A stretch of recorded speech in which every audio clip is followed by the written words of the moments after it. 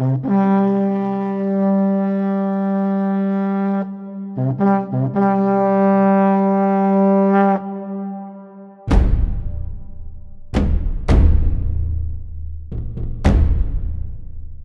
everyone, this is Gary from Fantastic Fundas, and today in this lecture we are going to talk about the national movement as it happened during the Second World War.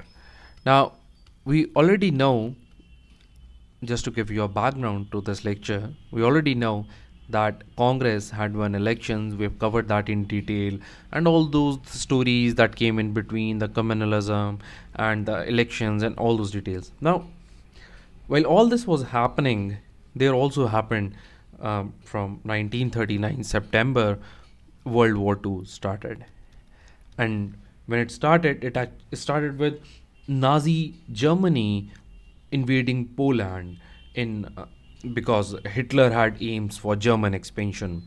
So Germany invaded Poland, and before that, already a few things had started. For example, Germany had already occupied Austria in 1938, and also Czechoslovakia in 1939. So these places were already occupied. Now, it's not that people did not try to conciliate or to placate Hitler. For example, Britain and France did talk to Hitler, but Hitler did not listen to them, and they were forced to go to Poland's aid. The Britain, the France, they had to help, and that is how the world was fighting. But in this background, the Britain, of course, was also fighting the Germany while they were supporting Poland. Now, the British, when they were fighting the Germans, they would also need forces, the raw material, and all this came to them, a big part of it, if not all of it, from India. And without seeking our opinion, they just declared, without consulting Congress or any member of the central legislature, they declared that government of India is belligerent, is at war against the Germany. And because of this attitude of the British, Congress was not happy with the Britishers. It was really angry at this time. But they also saw an opportunity here, and they said, we will cooperate with you. And Britishers definitely needed India's cooperation, because without it, we could not have, without it, Britishers could not have won the war. So because of that, they were also seeking our help, and we did help them. But there were two conditions that we laid before the Britishers, that we will help you only if these two conditions are fulfilled. And one condition is that you should tell us something about the Constituent Assembly of India. That should be formed, the Constituent Assembly of India, for the free India. And number two was that some immediate responsibility, that yes, because ultimately you have to go, so why not just give us some immediate responsibility. These were the two things that India was seeking from the Britishers. And at this time, the Governor General was Lithgow, and this guy, totally rejected these two things. So it's very clear that even up to this extent, Britishers were not in the mood to leave India. In any case, they would have tried their best to not to leave India as far as possible. So, and Gandhi said that India should support the Britishers. There are various reasons of Gandhian thought of supporting the Britishers at this time, because that was the best possible compromise that we could have done. In any case, had Germany won, we never know that we would have got a freedom even after that, because Germany would have grown very strong at that time. So Gandhian reaction was, number one, it was principle based. That is one part of it which is important. Number two, it was also practical, because not supporting Britishers, we might have got enslaved to other nations. So that is a theoretical part of it, and let's not get into it. But just remember that Gandhi's reaction was emotional about it. Now, okay, fine, we will support the Britishers. That's fine. But the larger question is, how can an enslaved nation, that is India, aid somebody in gaining their freedom? We are ourselves enslaved, and how will we then help others to keep their freedom intact? So, with these questions in the background, there was a Congress meeting, and this Congress working committee meeting was held at Wardha in September 1939. And during this meeting, all the opinions came: Gandhian, Subhash Chandra Bose, Nehru opinion, and finally a resolution is passed. Now let's see what all have to say. What is Gandhian idea over here? Gandhi, he says that we should give unconditional support. We should be sympathetic to the allied powers. Now even Gandhi here wasn't even supported by his close allies, like people like Patel or Rajendra Prasad. A lot of people opposed Gandhian thought here. So what Gandhi does is that he starts supporting Nehru. And what is Nehru saying? Let's see that. Nehru says that the justice is on the side of the British, France, and Poland, but he also said that they themselves were imperialist. It's understandable that Britain and France, they are on the side of the justice, but then what they are doing is also wrong. So he said that India should not join the war and till she herself gain freedom, or take advantage. But at the same time, he also supported the Gandhian idea of not taking advantage of Britain's difficulty by starting the immediate struggle. So he chose this midway, and Gandhi supported Nehru in this aspect. Now let's look at what Subhash Chandra Bose had to say, and all other socialists had to say, S.C. Bose and others. Their idea was that since the war is imperialist in any case, Britain is imperialist, so are the Germans. So let's just attack them, and instead, Congress should take advantage of the situation. And this idea was not supported by all. And to be fair to all of them, it was very difficult for India to take advantage even of this situation, because we were not having enough resources for that. To understand this concept, you will need to dig into the resources available with India at that time, and without that, you really cannot comment. But the gist of that is just this much, that there weren't enough resources. So what did this meeting finally decide? The final decision was this resolution, which came out at Wardha Congress Working Committee meeting in September 1939, is this: that number one, they condemned fascism. And they said India will not be a party to the war till we are given freedom. That's number two. And number three, we said that how come you are fighting for your freedom but you're denying us freedom? That is not acceptable.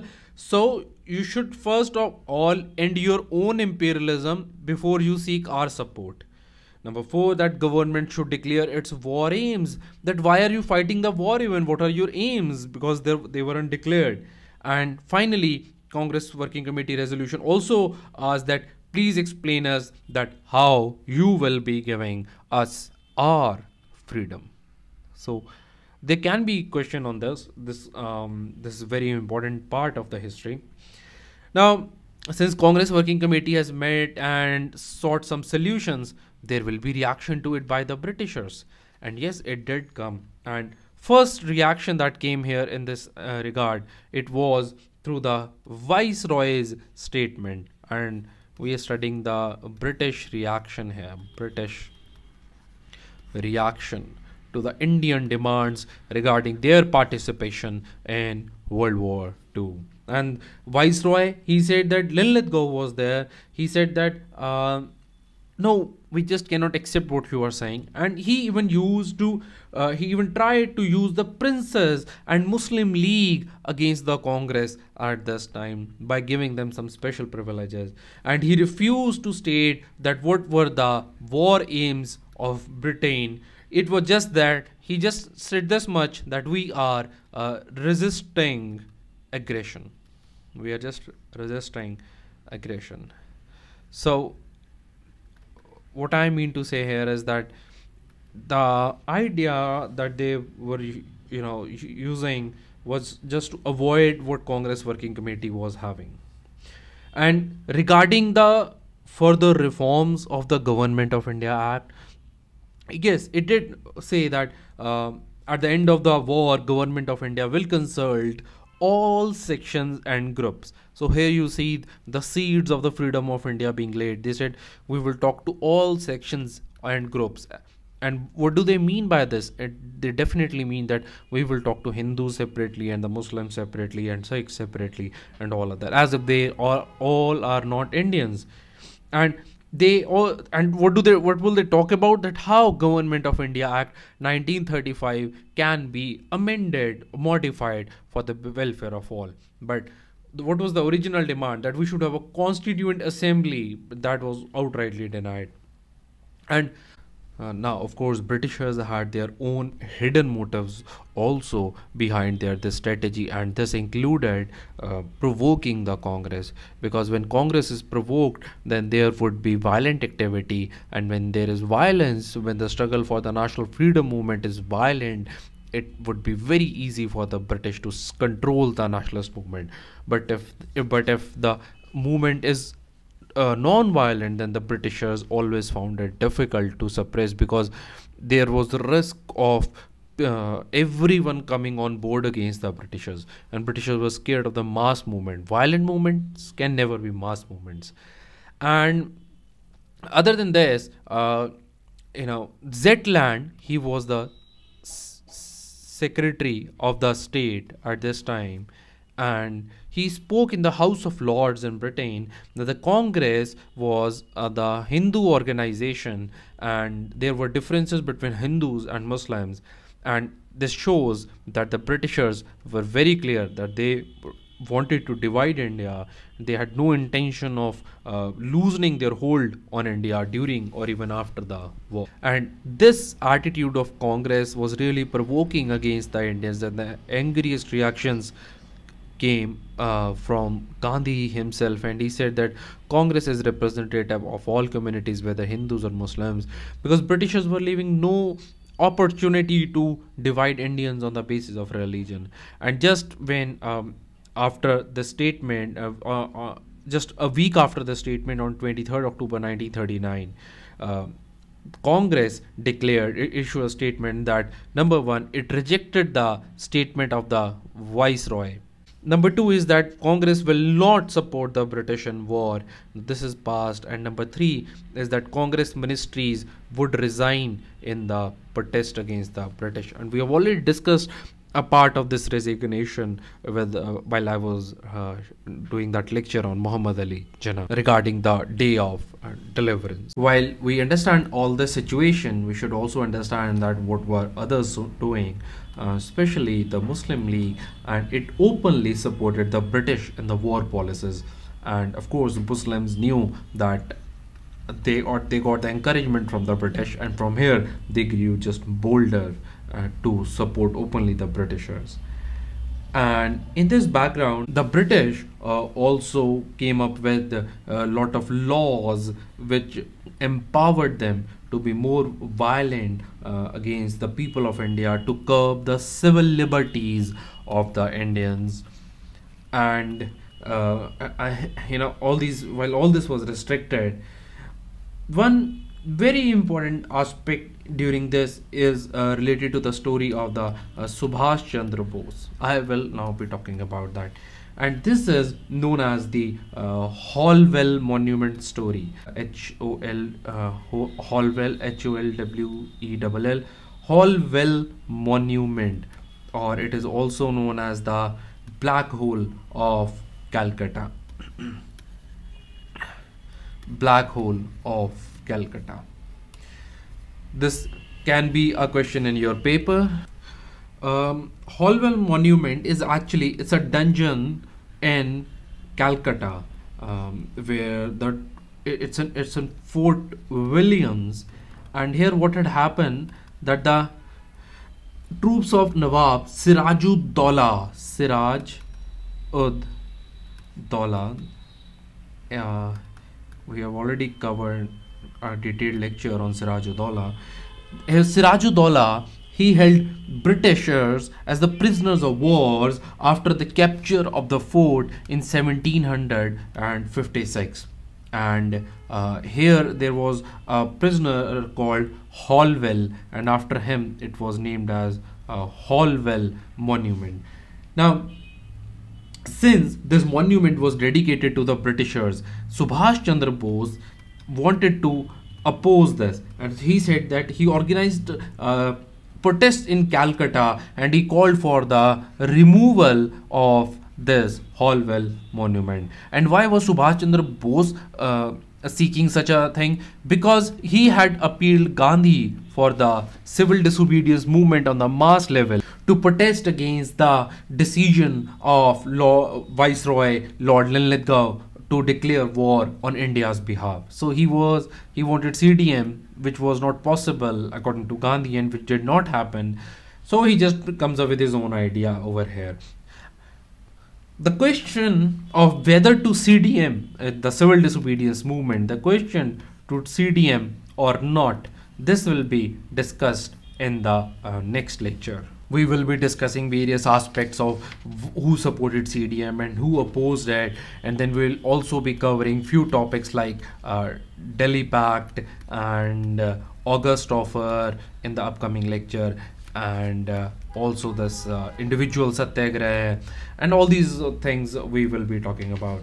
And Delhi, I meant Delhi Chalo movement, not the pact here. Let's call it Delhi Chalo movement. So we'll discuss all this in the next lecture. And now, before you go, please quickly make sure that you share this lesson with somebody.